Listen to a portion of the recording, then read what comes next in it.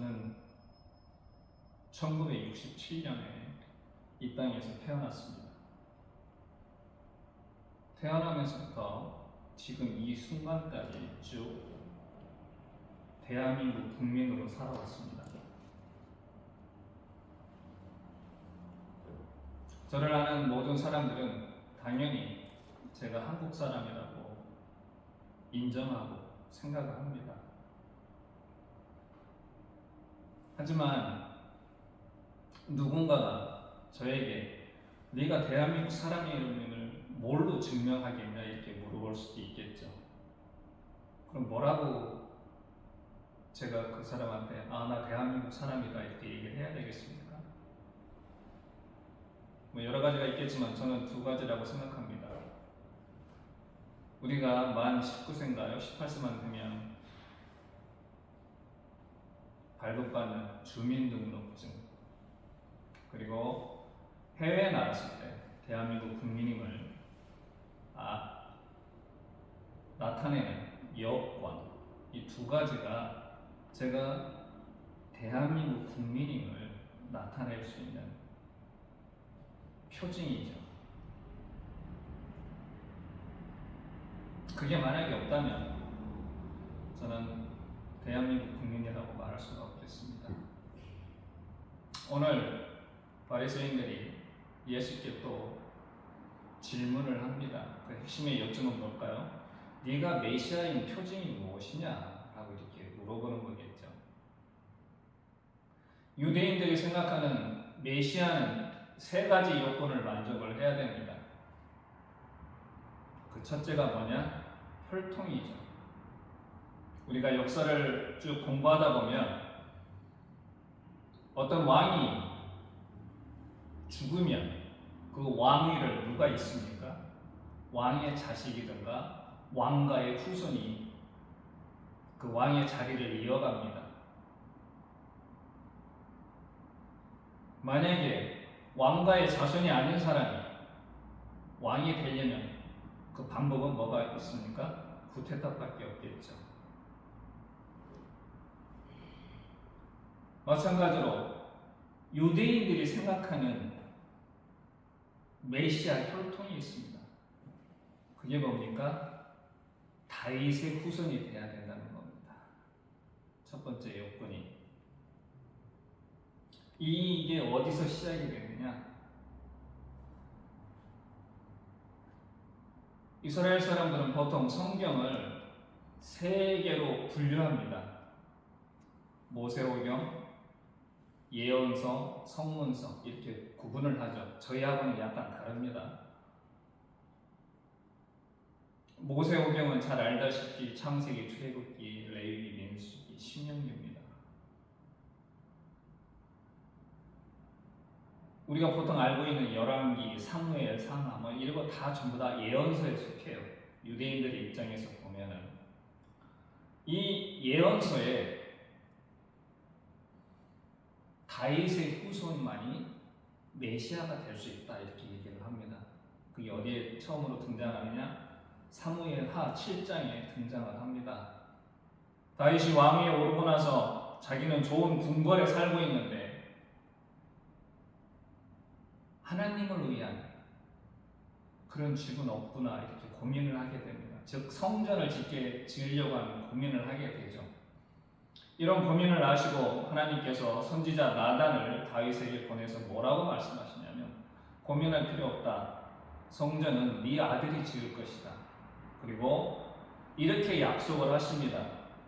네 집과 네 나라가 내 앞에서 영원히 보존되고 네 왕위가 영원히 견고할 것이다. 이렇게 약속을 하십니다. 즉 너의 후손들이 쭉 왕이 될 것이다 이런 약속을 하시는 거죠. 이사야서에서도 이와 같은 내용이 나옵니다. 이사야 선지자가 메시아 출현과 메시아 왕국에 대해서 얘기할 때 그 첫 번째 뭐라고 얘기하냐면 이새의 줄기에서 한 싹이 나며 이렇게 얘기합니다. 이사야 11장 1절에 나오는 말씀이시죠. 이새가 누굽니까?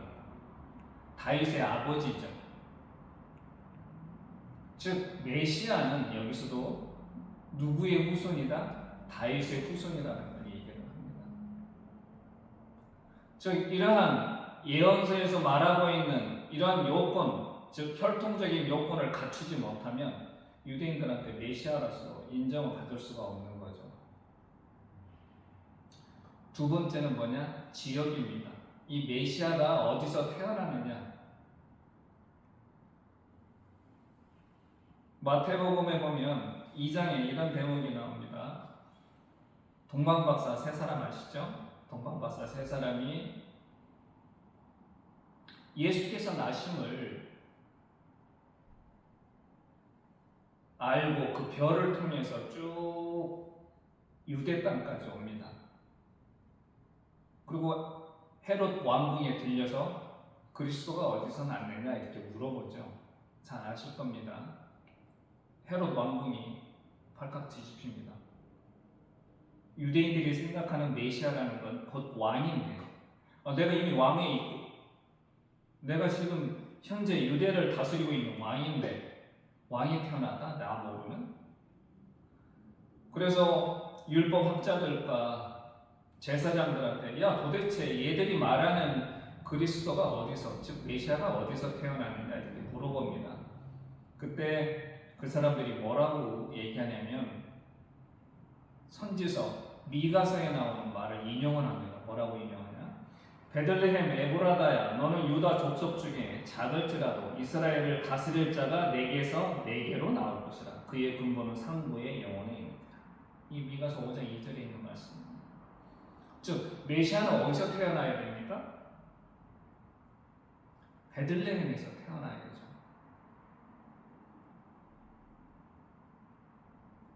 엄밀히 말하면 예수님은 당시 유대인들, 특히 바리새파나 이런 사람들이 보기에는 출신이나 혈통이 불분명한 사람입니다. 우리는 성서를 통해서 이분이 베들레헴에서 태어났구나 이렇게 우리가 지금 알고는 있지만 당시 바리새파나 사두개파 혹은 율법 학자들 입장에서 보기에 예수라고 하는 사람은 출신이나 혈통이 불분명한 사람입니다. 도저히 메시아하고는 맞지 않는 사람이에요.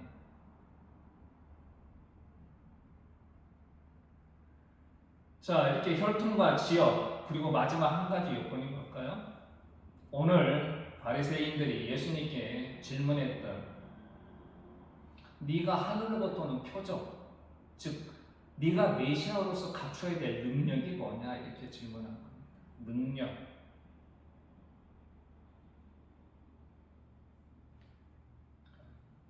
성경을 쭉 보면, 구약 성서를 보면 메시아라는 게 보통 기름 부음 받은 자를 의미하는 것, 기름 부음 받은 자를 의미하는 그런 용어인데, 기름 부음 받는 게 세 부류가 있죠. 선지자, 제사장, 왕, 세 부류가 있는데 대부분 하나님으로 택함 받은 사람들은 뛰어난 능력을 발휘했습니다. 모세도 그랬고 여호수아도 그랬고 수많은 사사들이 그랬고 우리가 잘 알고 있는 엘리야, 엘리사도 수많은 기적을 일으켰죠. 근데 잘 알다시피 이런 질문이 나오기 전에 예수님도 수많은 기적을 일으켰습니다. 그런데 또 질문을 하는 거예요. 그 질문의 목적이 뭐였느냐? 여기 보면 시험한다고 해서 시험한다. 이미 수없이 많은 기적과 이적을 행사했는데도 불구하고 이들은 또 질문을 하는 겁니다. 하늘로부터는 표적이고. 근데 이와 똑같은 질문을 이 사람들만 한 게 아니라 마태복음에 보면 요한의 제자들도 똑같이 예수님께 질문을 합니다. 뭐라고 얘기하냐면 질문의 내용은 뭐죠? 표현은 다르지만 똑같은 거죠. 요한의 제자들은 이렇게 질문합니다. 오실 그이, 즉 우리가 하나님께서 약속하신 오실 그이가 당신입니까? 이렇게 물어봅니다.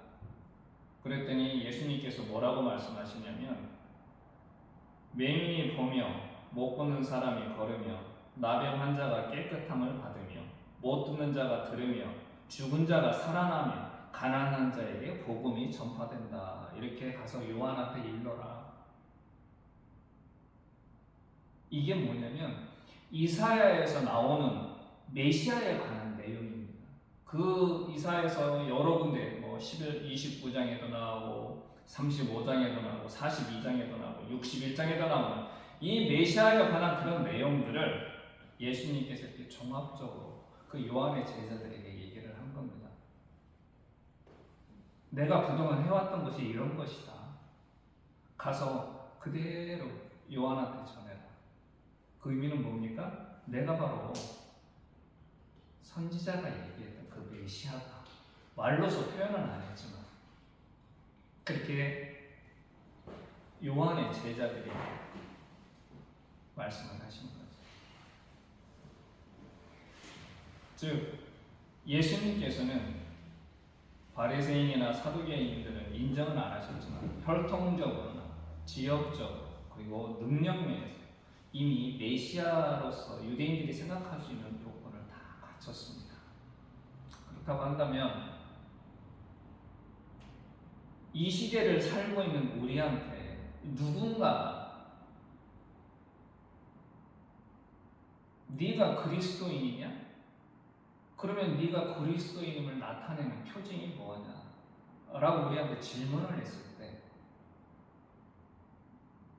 우리는 과연 예수님처럼 요한의 제자들에게 예수님께서 말씀하셨던 것처럼 이렇게 이러한 것들이 내가 바로 그리스도인을 나타내는 표징이다라고 우리가 얘기를 할 수 있을까?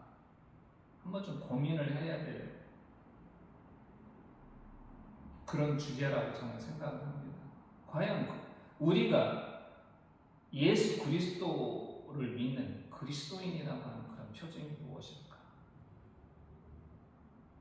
이 그리스도인이라고 하는 우리를 그리스도인이라고 보통 사람들이 일컫고 우리도 그렇게 얘기를 하는데 이런 호칭은 언제 생겼습니까? 사도행전에 보면 11장에 이런 대목이 나옵니다.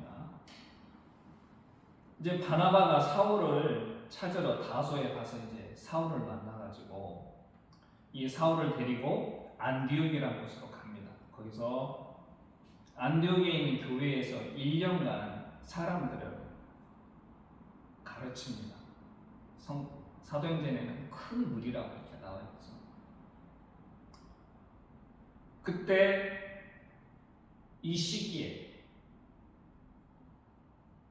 그 그리스도를 따르는 제자들한테 안디옥 사람들이 뭐라고 얘기하냐면 그리스도인이다 라고 이렇게 부르기 시작을 합니다. 왜 그리스도인이라고 하는 그런 호칭을 붙였느냐? 많은 이방인들은 이 예수 그리스도를 믿는 사람들과 일반적인 유대교인들을 잘 구분을 못했어요. 그러다가 바나바와 사울이 1년 동안 안디옥에서 가르치는 내용도 듣고 그들이 하는 행동을 보면서 이들은 기본 일반적인 유대인과는 다르구나. 그러면서 그러한 구분하기 위해서 그리스도인이라고 하는 호칭을 붙였습니다. 그때부터 비록 우리 스스로가 그렇게 얘기는 안 했지만 그들이 붙인 호칭에 의해서 우리도 우리 스스로를 그리스도인이다라고 이렇게 얘기를 하기 시작하게 된 거죠. 그러면 우리가 그리스도인임을 나타낼 수 있는 표징이 뭘까요? 저는 그 첫째가 예배라고 생각을 합니다. 예배의 역사는 오래됐습니다.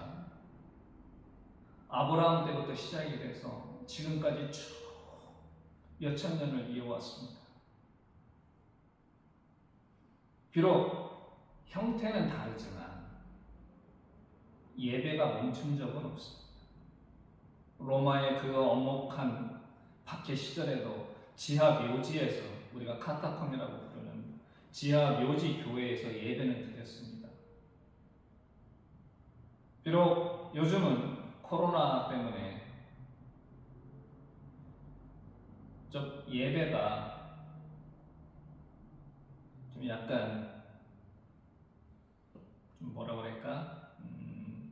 기존에 우리가 알고 있던 그런 예배 형식과는 좀 다르지만 여하튼 예배는 지금까지 쭉 이어져 왔습니다. 제가 예배를 말씀드리는 게 뭐 주일 성수나 11조 헌금처럼 어떤 이거를 이 사람이 믿음이 있다 없다라고 하는 어떤 척도로 삼기 위해서 제가 드리는 말씀이 아닙니다. 예배라고 하는 것은 그만큼 내가 하나님을 믿고 하나님께 순종하고 그분의 뜻대로 살기를 약속하고 또 그분의 은혜에 감사하고 그분에게 찬양을 드릴 수 있는 그런 행위, 이게 뭡니까? 그게 바로 예배인 것이죠.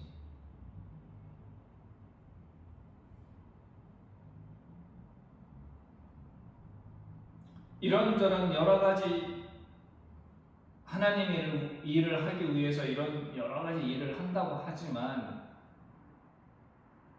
그런 것들은 우리가 아닌 다른 사람들도 합니다. 실은 우리보다 더 잘하는 사람들도 많아요. 하지만 그들과 우리를 구별할 수 있는 게 기준이 뭡니까? 우리는 하나님께 예배를 드린다는 겁니다. 이걸 어떻게 믿음이 강하고 약하고 이런 기준이 아니라 똑같이 나도 세상 사람들을 돕고 우리도 돕는데 그들과 우리를 구별할 수 있고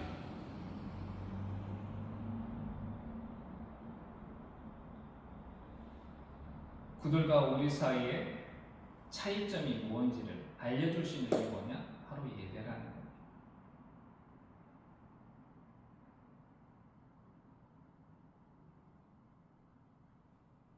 비록 지금은 코로나19로 인해서 예배의 형태가 좀 여러 가지 다양한 모습으로 변하긴 했지만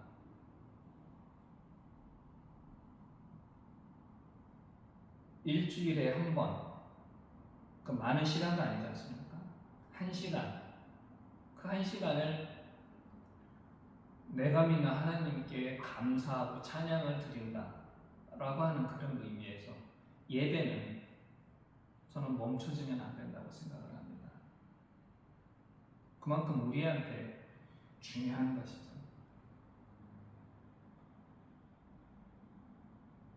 두 번째로는 우리가 그리스도인임을 나타낼 수 있는 표징은 뭐냐? 예수 그리스도를 전하기 때문에 그렇습니다. 그리스도인이라고 하는 원래의 문자적인 의미는 그리스도의 추종자라는 의미입니다. 추종이 뭡니까? 따른다는 거죠.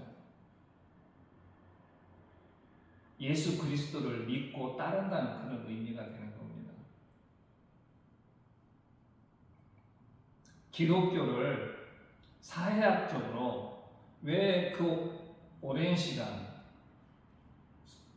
박해도 받고 여러 가지 억압도 당했는데 어떻게 기독교가 부흥하고 발전할 수 있었을까? 이걸 연구한 사람이 있었는데 그 연구한 사람의 그 책을 보면 기독교가 여러 가지 구제 사업, 국가가 할 수 없는 그런 구제 사업을 많이 했습니다.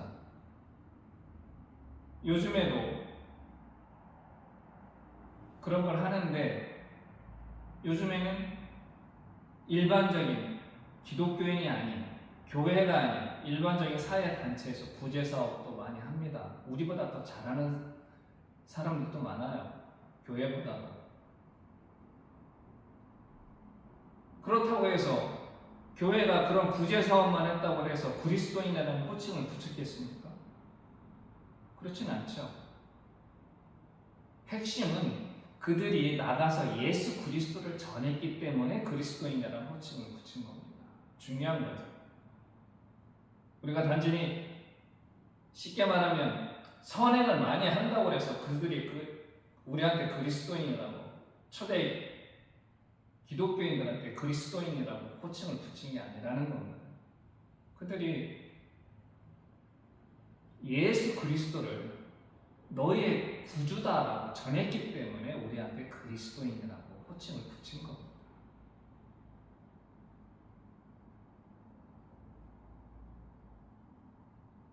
이해부터 이웃을 열심히 돕고 선행을 베푼 사람들은 많이 있었지만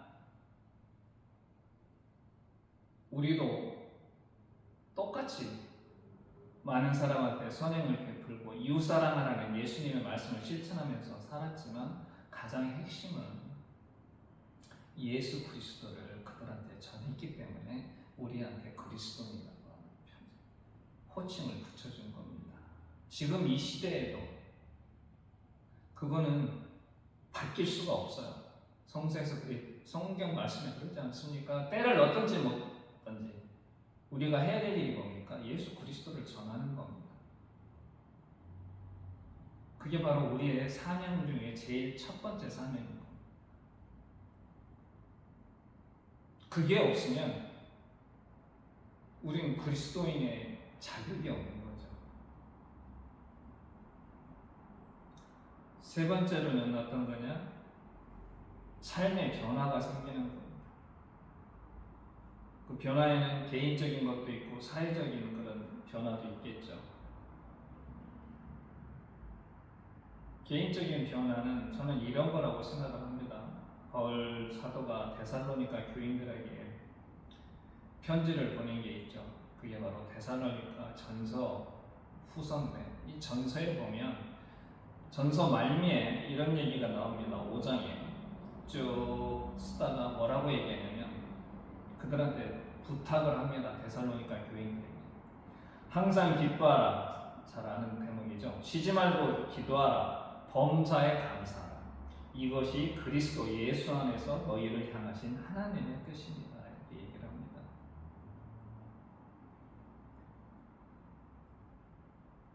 우리가 기독교인이기 때문에 우리의 삶은 하나님의 뜻에 순종하면서 사는 겁니다.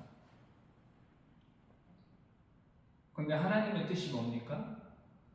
기뻐하고 감사하고 기도하는 겁니다.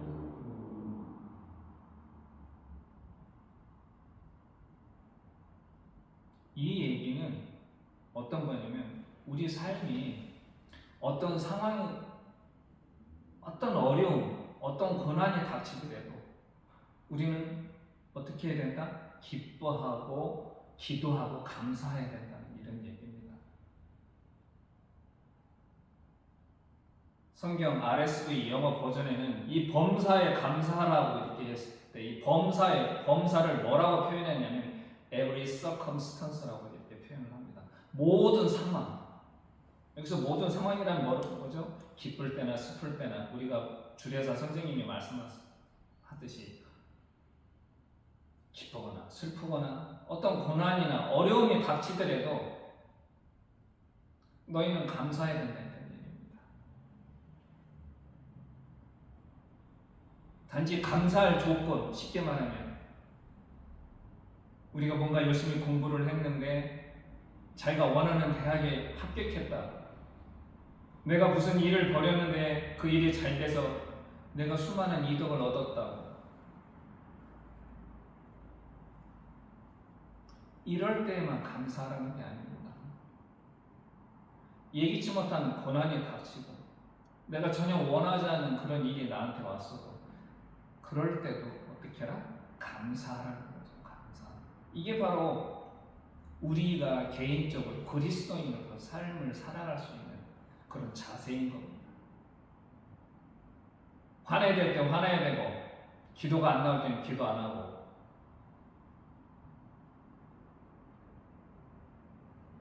예수 그리스도를 믿기 전에는 우리가 그렇게 살았습니다. 그렇죠?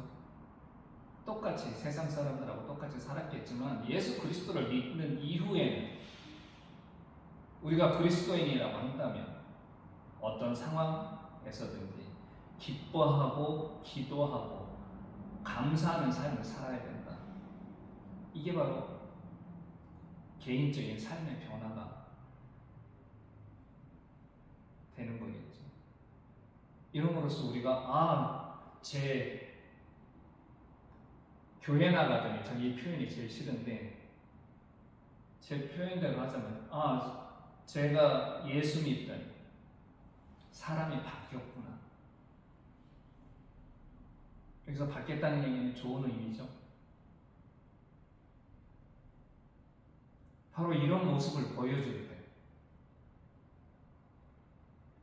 세상 사람들한테 우리가 쟤 정말 예수쟁이구나. 한국식으로 표현하자면 이렇게 인정을 받는 겁니다. 사회적으로는 교회가 공공성을 회복해야 됩니다. 이 공공성이라는 건 이런 거죠.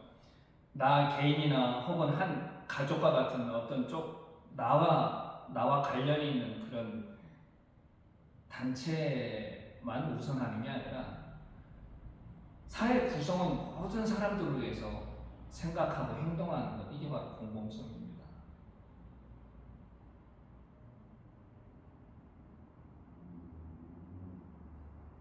요즘 세상을 뭐라고 얘기하냐면 개인주의가 팽팽한 그런 세상이라고 얘기합니다. 모든 일에 나 개인이 우선인 거죠. 그러다 보니까 내 주위에서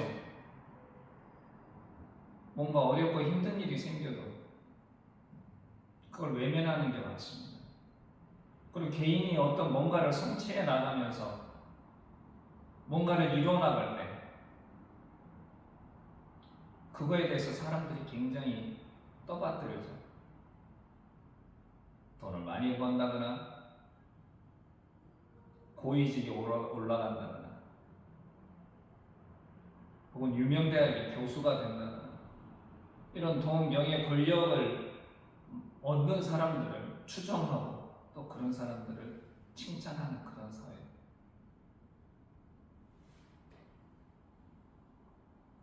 교회도 이런 개인주의 문화에 물들다 보니까 교회의 위기가 닥친 겁니다.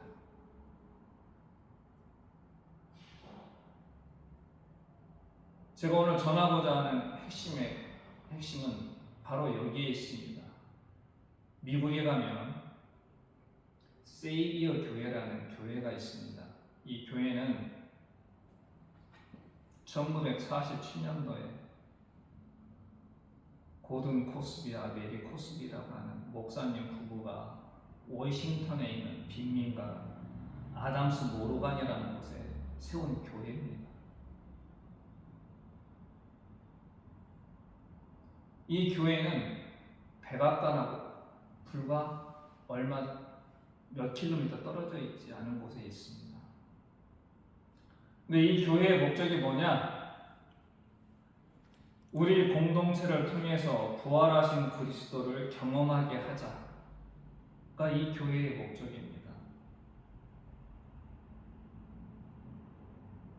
자기들이 세운 이 목적을 이루기 위해서 그들은 이러한 목표를 세웠습니다. 너무 길어서 제가 이 책을 보며 읽도록 하겠습니다. 그들이 지향하는 목표는 영적인 삶을 통해서 주님을 닮아가는 삶을 추구하고 주님이 보여주신 긍휼의 마음으로 지역 사회를 섬기며 주님이 섬기셨던 가난한 자, 버림받은 자, 소외된 자들을 섬기는 일에 헌신하며 용기와 희생적인 삶을 통해 세상을 변화시키는 데 헌신하는 것이다. 이게 바로 이들이 세운 목표입니다. 그들은 이들이 세운 목표를 이루기 위해서 이 교회에서 하고 있는 사역이 무엇이냐? 그 그 빈민가에다가 최초로 카페와 서점이 동시에 운영이 되는 토기장이라고 하는 집을 세웠습니다. 이 토기장의 집은 점심에만 운영이 돼요. 자원봉사자들에 위해서 저렴한 가격으로 식사가 제공이 되죠. 그리고 저임금 가족, 그런 가족들을 위한 주택 보급 사업을 실시하고 있고, 또 노숙자, 알코올 중독자, 마약 중독자들을 재활 치료할 수 있는 그리스도인의 집, 사마리아인의 집, 미리암의 집을 운영을 하고 있습니다. 이 그리스도인의 집은 24시간 운영이 되는 병원이에요. 그것도 전부 다 누구를 통해서 자원봉사자. 여기서 자원봉사 하시는 분들은 누구겠습니까? 의사와 간호사들이겠죠.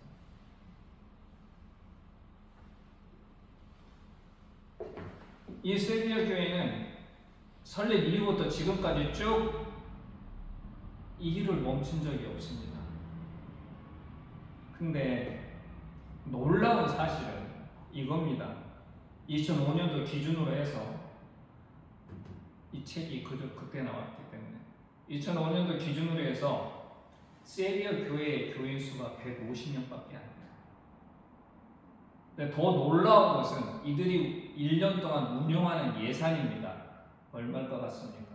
하나로 한번 추측을 해보시죠. 상상 이상을 벗어나는 금액인 것은 확실합니다. 얼마 정도일까요? 지금 2024년도 기준으로 135억입니다. 교인 수가 150명밖에 안 되는데 운영하는 1년 예산이 135억이에요. 이 135억이 뭐 교회를 확장한다거나 교회 홍보를 위해서 쓰인다거나 이런 게 아니에요. 제가 좀 전에 말씀드렸던 자신들이 내세웠던 그 목표, 그 목적을 이루기 위해서 이 예산이 쓰여진다는 거죠. 그래서 이 교회에서는 교인들을 뽑는 것 굉장히 엄격합니다.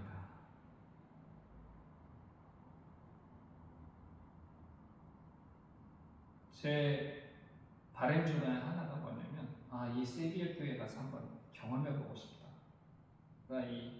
제 바람 중에 하나입니다. 이 세비야 교회는 비록 교회 크기는 작지만 미국에서 가장 큰 영향력을 행사하는 교회 중에 하나입니다.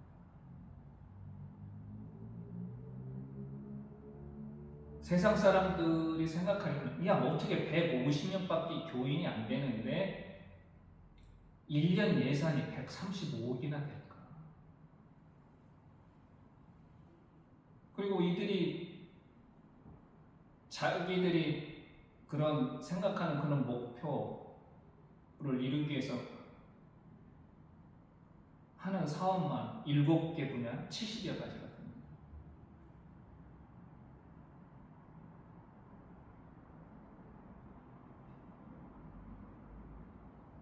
이 시대에 교회가 자꾸 위기다 이렇게 얘기를 하는데 왜 위기인지, 그리고 그 위기를 타파할 수 있는 길이 무엇인지 저는 이 세비야 교회가 잘 보여주고 있다고 생각합니다.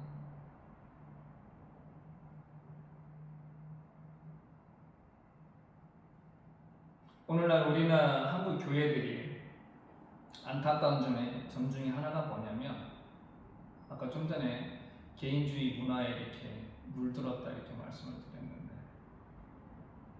지금 21세기를 움직이고 있는 경제 철학이 뭡니까? 시장 자본주의죠. 시장 자본주의의 특징은 뭐냐? 무한 경쟁 승자 독식입니다.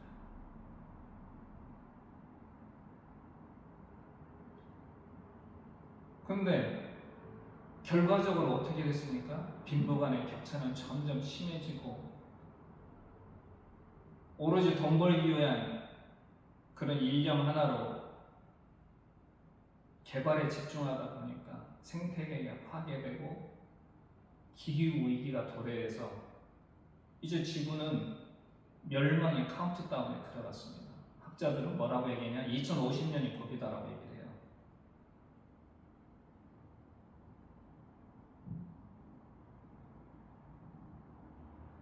이 시장 자본주의자들이 얘기하는 핵심이 뭡니까?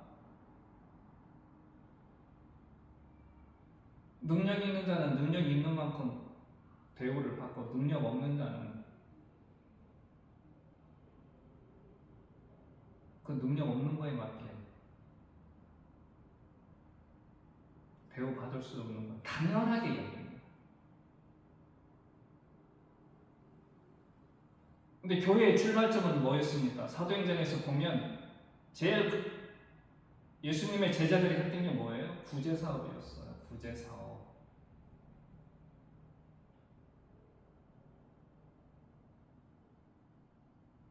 지금 대형 교회들이 보수 단체들과 보수 정치인들과 계속 얘기하고 그들의 뜻에 동조하면서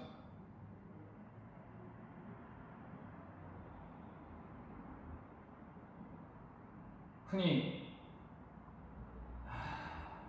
일하지 않는 자는 먹지도 말라고 하는 바알의 말도 인용을 하면서 예수께서 말씀하신 그리고 지금 세비야 교회가 추구하고 있는 그런 공공성과는 멀어지는 그런 행위를 하고 있기 때문에 교회의 위기가 닥친 겁니다. 우리가 그리스도인으로서 세상 사람들한테 합당한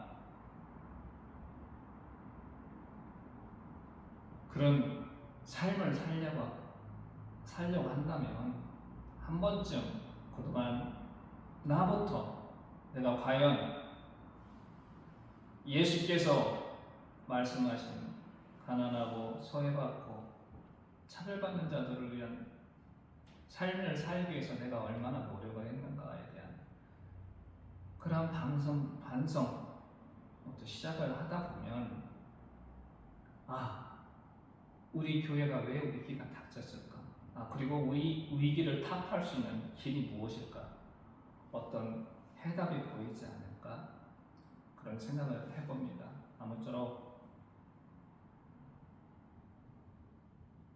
저와 여러분이 정말 그리스도인이라고 부르기에 합당한 그런 삶을 살 수 있도록 늘 고심하면서 기도하며 그리고 주님께 항상 감사하며 살아가기를 기원하겠습니다. 기도하겠습니다. 하나님 감사합니다. 오늘도 저희에게 주님께 예배할 수 있는 공간을 허락하시고 함께 주님의 말씀을 나눌 수 있는 시간을 주시니 감사합니다. 저희가 그리스도인이라고 하는 예수 그리스도에 속한 사람으로서 살아가는 길이 무엇인지 주님께서 항상 일깨워 주시고 성령께서 저희를 그 길로 인도하여 주시옵소서. 예수님의 이름으로 기도드립니다.